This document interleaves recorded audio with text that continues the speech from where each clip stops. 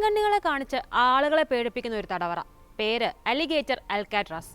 അനധികൃത കുടിയേറ്റക്കാരെ തടവിലാക്കുന്ന ഡിറ്റൻഷൻ സെന്ററുകളെ കുറിച്ച് US പ്രസിഡന്റ് ഡൊണാൾഡ് ട്രംപ് നിരന്തരം പറഞ്ഞ് പേടിപ്പിക്കാറുണ്ട്.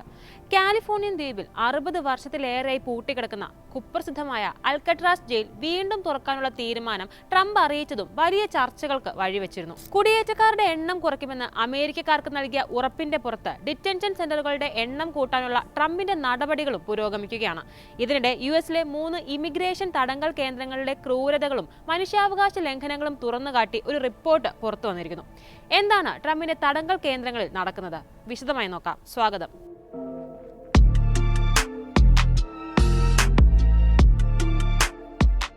ഫ്ലോറിഡയിലെ മിയാമിക്ക് സമീപമുള്ള 3 ഡിറ്റൻഷൻ സെന്ററുകളിലെ അവസ്ഥകളാണ് തിങ്കളാഴ്ച പ്രസിദ്ധീകരിച്ച അന്വേഷണ റിപ്പോർട്ടിൽ പറയുന്നത്. Human Rights Watch, Americans for Immigrant Justice, Sanctuary of the South എന്നിവർ ചേർന്ന് തയ്യാറാക്കിയതാണ് ഈ 92 പേജുള്ള റിപ്പോർട്ട്. തടങ്കൽ കേന്ദ്രങ്ങളായ Krome North Service Processing Center, Broward Transitional Center, Federal Detention Center എന്നിവിടങ്ങളിൽ നടത്തിയ അന്വേഷണത്തിൽ ട്രംപിന്റെ നാടുകടത്തൽ നയങ്ങളുടെ പ്രത്യാഘാതങ്ങൾ വ്യക്തമാണ്. അമേരിക്കയിലെ ഇമിഗ്രേഷൻ ഡിറ്റൻഷൻ സെന്ററുകൾ US Immigration and Customs Enforcement അഥവാ ICE എന്ന സ്ഥാപനത്തിന്റെ കീഴിൽ പ്രവർത്തിക്കുന്നവയാണ്. ഇമിഗ്രേഷൻ നിയമങ്ങൾ ലംഘിച്ചതായി കരുതുന്നവരെ അവരുടെ കേസുകൾ കോടതിയിൽ തീർപ്പാകുന്നത് വരെയോ നാട് കടത്തുന്നത് വരെയോ തടങ്കലിൽ വയ്ക്കാൻ ഈ കേന്ദ്രങ്ങൾ ഉപയോഗിക്കുന്നുണ്ട്. 2023 ജൂൺ വരെയുള്ള ICE ഡേറ്റ അനുസരിച്ച് അമേരിക്കയിൽ ഇത്തരം 200-ലധികം ജയിലുകളും ഡിറ്റൻഷൻ സെന്ററുകളും ഉണ്ട്. അവയിൽ 90% പ്രൈവറ്റ് കമ്പനികളാണ് നടത്തുന്നത്. 2025 ജനുവരി 22-ന് 39,703 പേർ തടവിലുണ്ടായിരുന്നു എന്നാണ് ICEയുടെ കണക്ക്. ഇതിനു മുൻപും മനുഷ്യാവകാശ ലംഘനങ്ങളുമായി ബന്ധപ്പെട്ട് ഡിറ്റൻഷൻ സെന്ററുകൾ വാർത്തകളിൽ ഇടം നേടിയിട്ടുണ്ട്. മേൽപ്പറഞ്ഞ 3 കേന്ദ്രങ്ങളിലും തടവുകാർക്ക് ചികിത്സ നൽകുന്നതിൽ ഗുരുതര വീഴ്ചയുണ്ടായിട്ടുണ്ടെന്നാണ് കണ്ടെത്തൽ.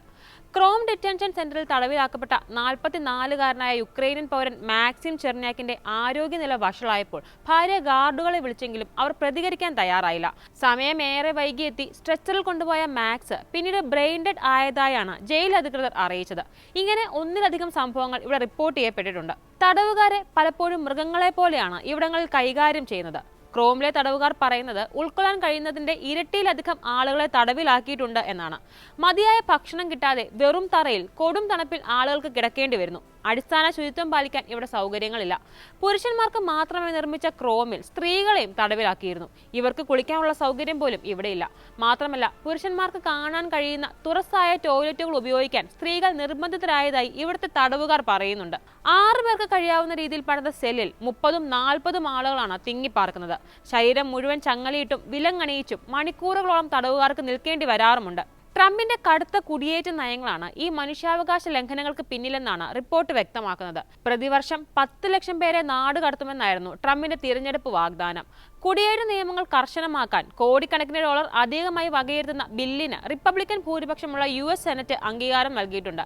ഇമിഗ്രന്റ് ക്രിമിനാലിറ്റി വ്യാപകമാണെന്ന തെളിവില്ലാത്ത വാദത്തെ അടിസ്ഥാനമാക്കിയാണ് ഈ നയങ്ങൾ നടപ്പിലാക്കി വരുന്നത്. ട്രംപ് അധികാരമേറ്റ ശേഷം തടവിലാക്കപ്പെട്ടവരുടെ എണ്ണം 39,238-ൽ നിന്ന് ജൂലൈ 13-ന് 56,816 ഉയർന്നു.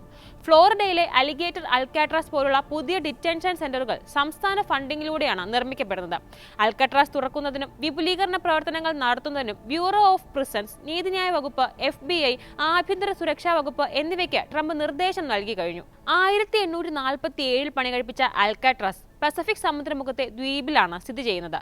ഭീമമായ ചെലവ്, ഒറ്റപ്പെട്ട ദ്വീപായതിനാൽ ഭക്ഷണം, വെള്ളം എന്നിവ ബോട്ടിലെത്തിക്കാനുള്ള ബുദ്ധിമുട്ട് എന്നിവ കണക്കിലെടുത്ത് 1963-ൽ ഈ ജയിലിന്റെ പ്രവർത്തനം നിർത്തിവെക്കുകയായിരുന്നു.